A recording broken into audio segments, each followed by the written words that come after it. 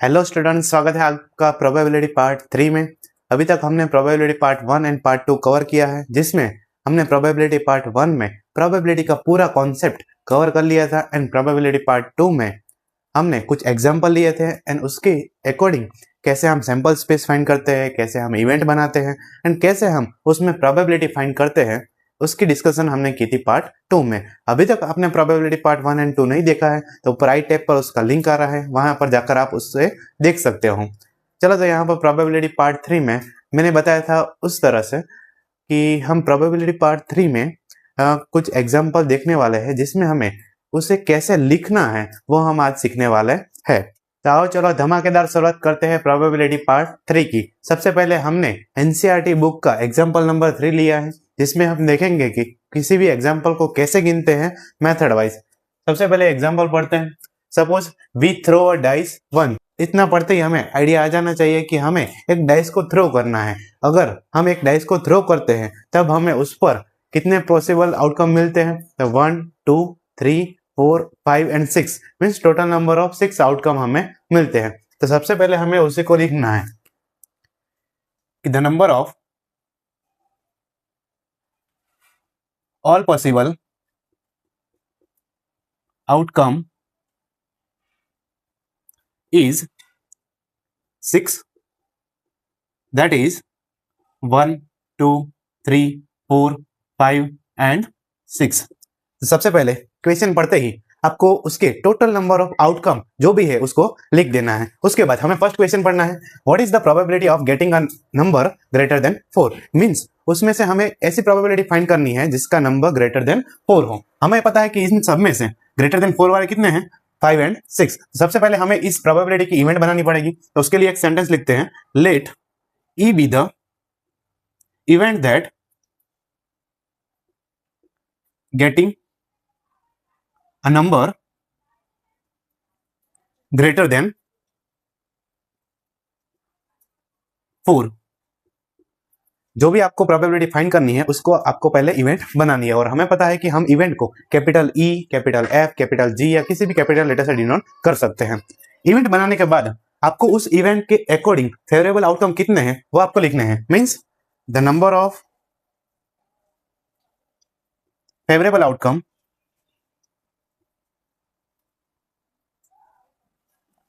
To E is 2, that is 5 and 6। क्योंकि हमें पता है कि जो भी ग्रेटर देन नंबर है 4 से वो है 5 एंड 6 मींस 2 आउटकम है। चलो, उसके बाद हमें प्रोबेबिलिटी की फॉर्मूला लिखनी है जो हमने पिछले लेक्चर में देखी थी कि probability of E is equal to the number of outcome favourable to E divide by the number of all possible outcomes. चलो, यहां पर the number of outcome favourable to E जो हमने पहले से फाइंड कर दिया है वो क्या है, 2 है। तो यहां पर हम 2 रखेंगे, divide by the number of all possible outcome जो हमने पहले फाइंड किया दिया है। तो ऑल पॉसिबल आउटकम कितने हैं, 6 है, मींस 2/6। जिसका आंसर हमें मिलेगा 3 से कैंसिल होकर मिलेगा आंसर 1/3। तो हमें प्रोबेबिलिटी ऑफ ई क्या है हमारी, a number greater than 4। The probability of number greater than 4 is equal to 1/3। ये होगा हमारे लिए आंसर। चलो, ये हो गया फर्स्ट क्वेश्चन का आंसर। अब हम सेकंड इवेंट को डिफाइन करते हैं। चलो, सेकंड इवेंट पढ़ते हैं कि what is the probability of getting a number less than और इक्वल टू 4। सबसे पहले हमें ऐसे ही उसकी इवेंट को डिफाइन करना है। दूसरी इवेंट को हम एफ नाम दे देते हैं, let F be the event. उसमें हमें क्या लिखना है, getting a number less than और इक्वल टू 4।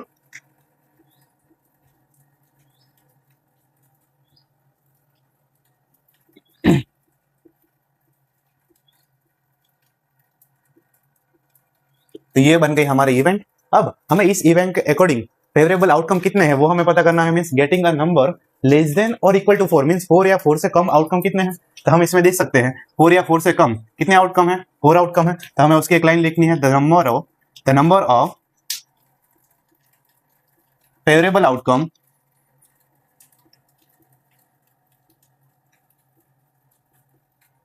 2, ई की जगह पर रखना है हमें एफ इज कितने हैं 4, दैट इज 1 2 3 एंड 4। चलो उसके बाद यहाँ पर जो फॉर्मूला है वही फॉर्मूला हमें यहाँ अप्लाई करनी है, means probability of F is equal to the number of outcome favourable to E, the number of outcome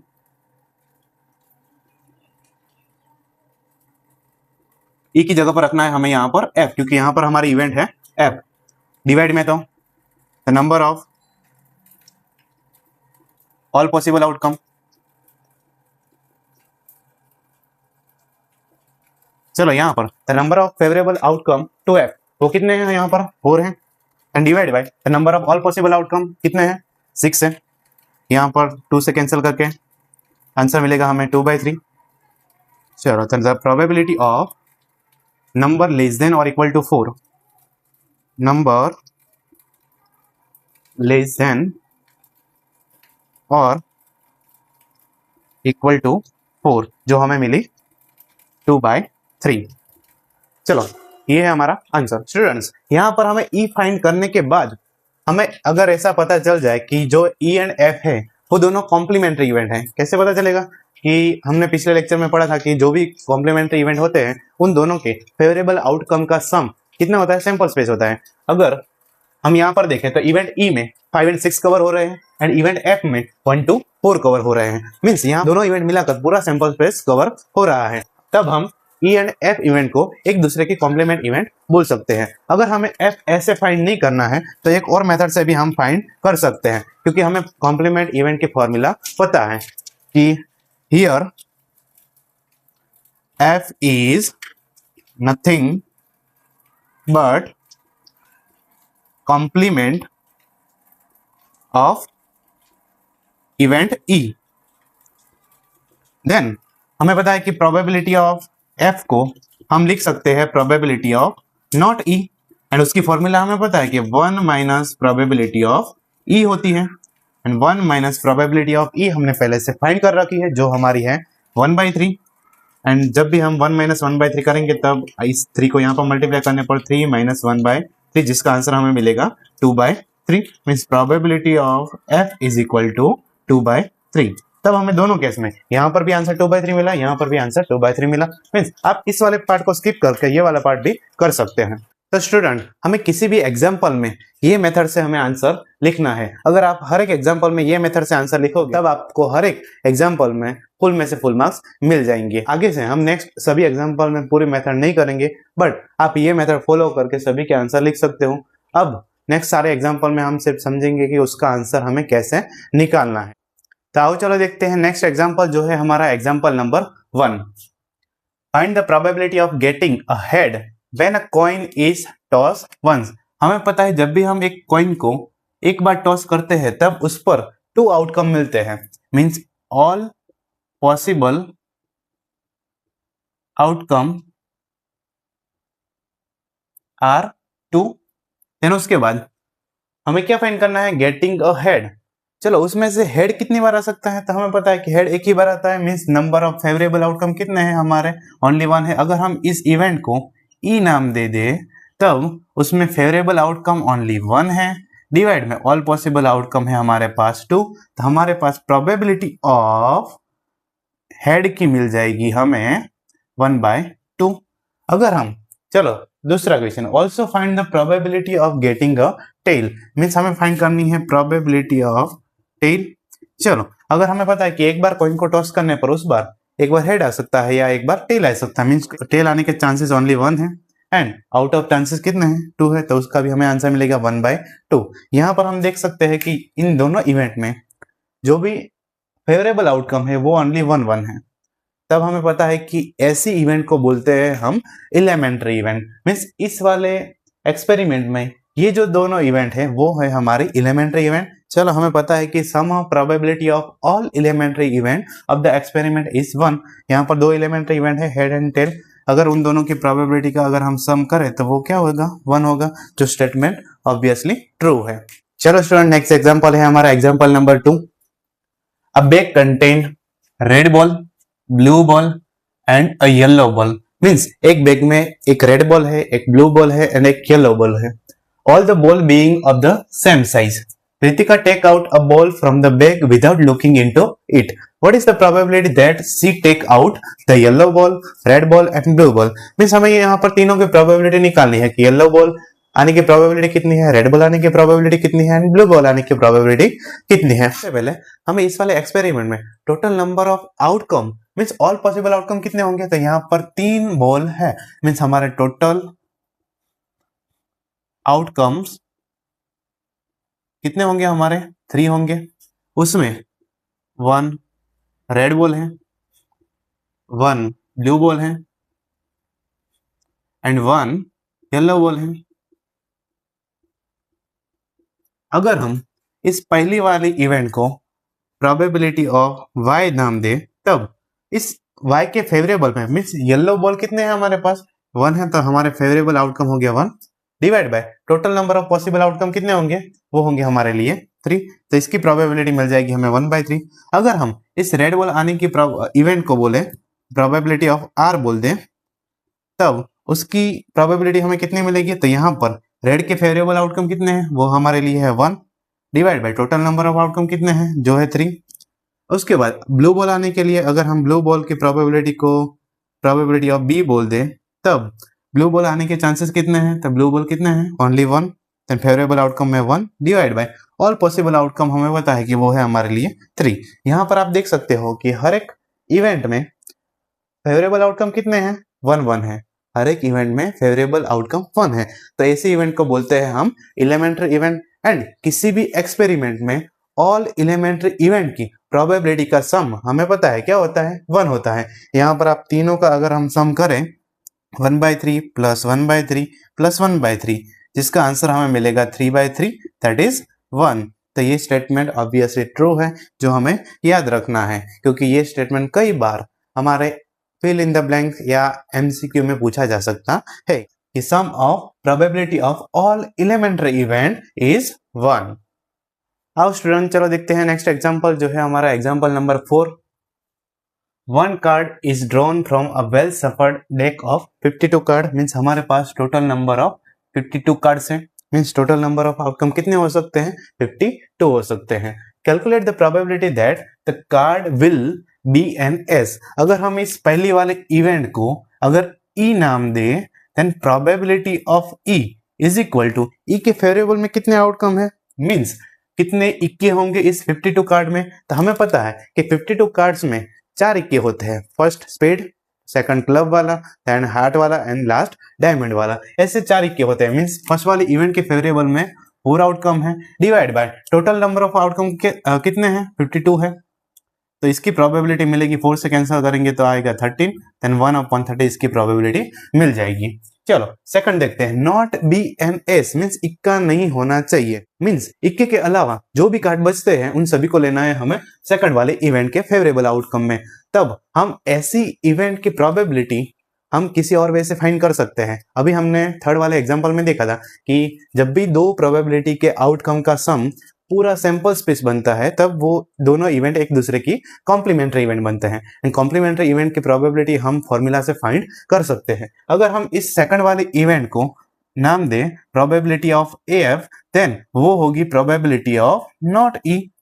means probability of not N is that is 1 minus probability of E. And 1 minus probability of E कितनी है, 1/13. अगर हम इसका answer चाहिए तो LCM ले लो. 13 minus 1 divide by 13 that is 12/13.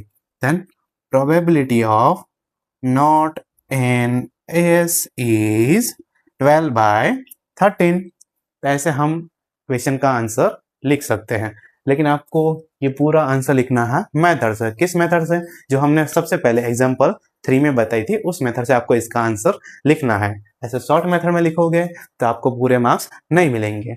इसलिए पहले इवेंट को डिफाइन करो, फिर उसके बाद फेवरेबल आउटकम लिखो, देन उसके बाद उसकी फॉर्मूला लिखो, देन उसके बाद लास्ट में उसका आंसर लिखो, है ना. तो स्टूडेंट चलते हैं नेक्स्ट एग्जांपल में, जो हमारा है example number 5. 2 players Sangeeta and Reshma play a tennis match. It is known that the probability of Sangeeta winning the match is 0.62 means यहाँ पर प्रोबेबिलिटी ऑफ संगीता विन, उसकी प्रोबेबिलिटी हमें पता है जो है हमारे 0.62।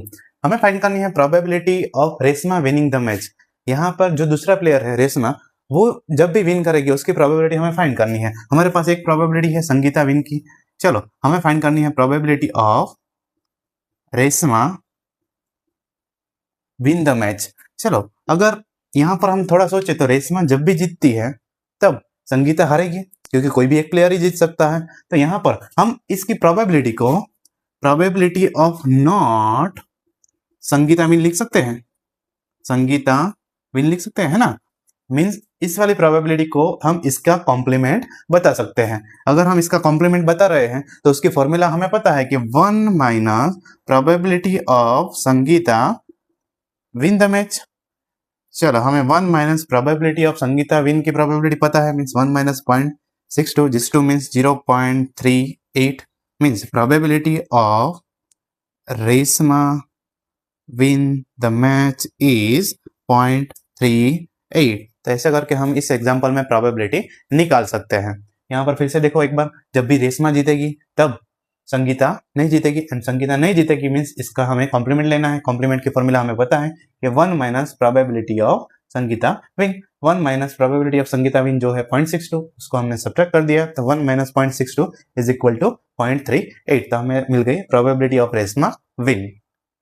तो स्टूडेंट हम यहाँ पर हमारा पार्ट 3 खत्म कर रहे हैं। बाकी के जो एग्जाम्पल बचे हैं एंड जो एक्सरसाइज के क्वेश्चन है वो हम नेक्स्ट पार्ट में कवर करेंगे, क्योंकि अगर हम इसी पार्ट में सभी एग्जाम्पल कवर करने जाएंगे तो वीडियो बहुत लंबी हो जाएगी। इसलिए नेक्स्ट पार्ट में हम बाकी के एग्जाम्पल कवर करेंगे। अभी तक अगर आपने हमारे चैनल को सब्सक्राइब नहीं किया है तो कर लीजिए, क्योंकि इसका बेनिफिट आपको बोर्ड के एग्जाम में मिलने वाला है। तो चलो मिलते हैं नेक्स्ट लेक्चर तक। सबको मेरा जय श्री कृष्ण।